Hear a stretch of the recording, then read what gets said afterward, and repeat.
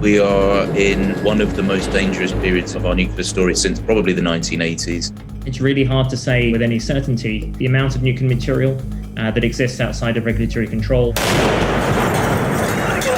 The worst case scenario is that a terrorist group bent on mass destruction acquires a working weapon.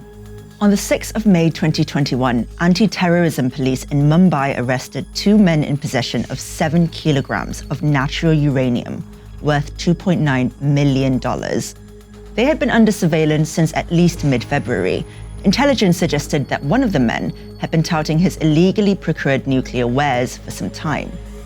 When the authorities finally swooped, they hurriedly sent the materials off for testing. Concern rose when the results returned. Natural uranium isn't just powerfully radioactive, but it could be added to conventional explosives to make them even deadlier. It would be comforting to treat their arrests as an isolated incident, but this was no one-off blip. In 2021, there have been at least 3 similar incidents in India alone, all pointing to a black market for nuclear materials and declining safety standards in one of the world's biggest nuclear powers.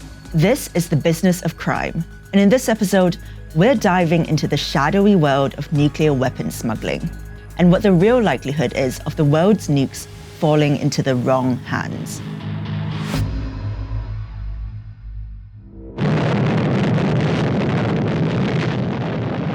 We've survived 3/4 of a century without the use of nuclear weapons, as much due to luck as anything else. Though war has always meant profit, there's also plenty of money in mutually assured stasis.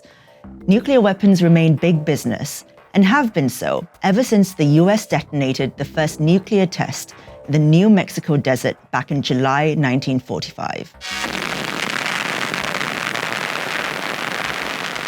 In 2020, global nuclear weapons spending hit $72.6 billion, a hugely lucrative payday for manufacturers and lobbyists the world over.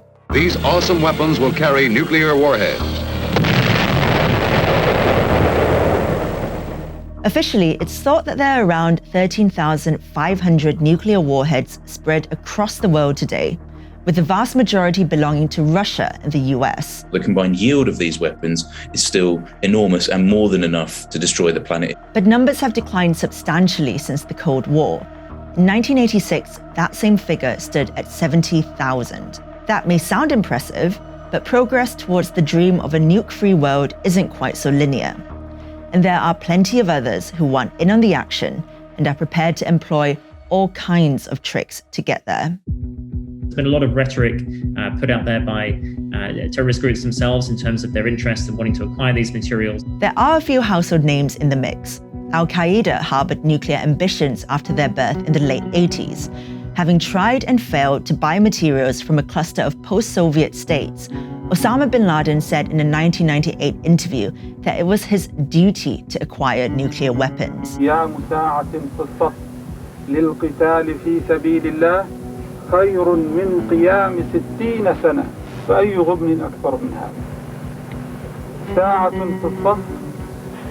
تستطيع أن تذهب إليها لنصرة لا إله إلا الله ضد اليهود والنصارى وأعوانهم. It's a matter of debate how far the group ever truly got with their plans. Some reports have suggested they may have acquired the material to make a dirty bomb, but nothing on the scale of a nuke that could obliterate a city.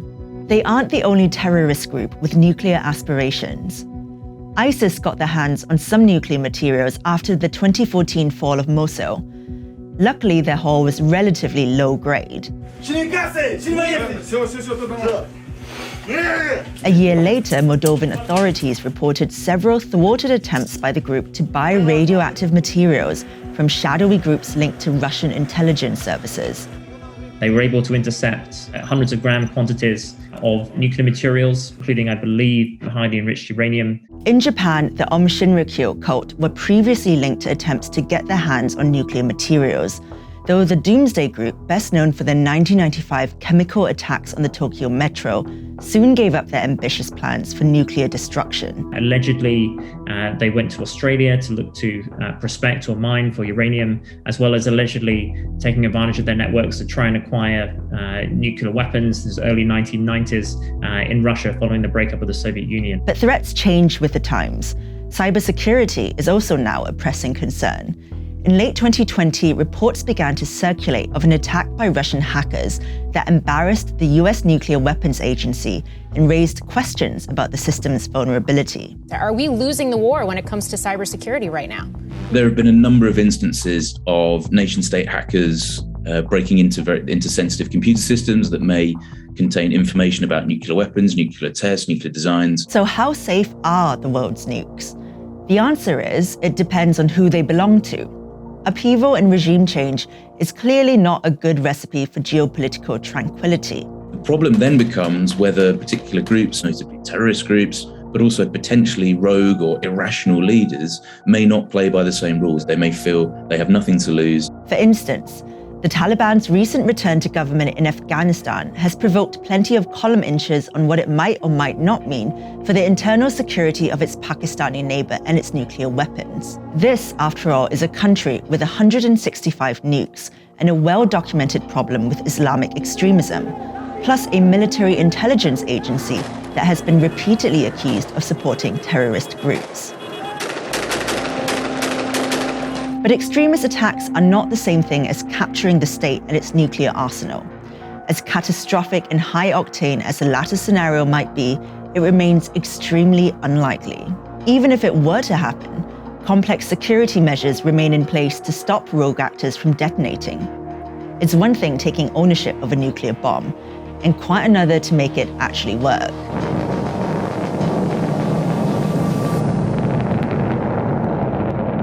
When it comes to nuclear weapons, there remains a vast difference between rhetoric and reality.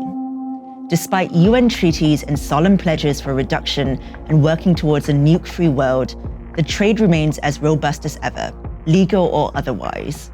There are a number of reasons why the risk of nuclear weapons use may be rising rather than falling today. It's just that the stories we tend to hear about involve small-scale chances, like the uranium-selling duo in Mumbai.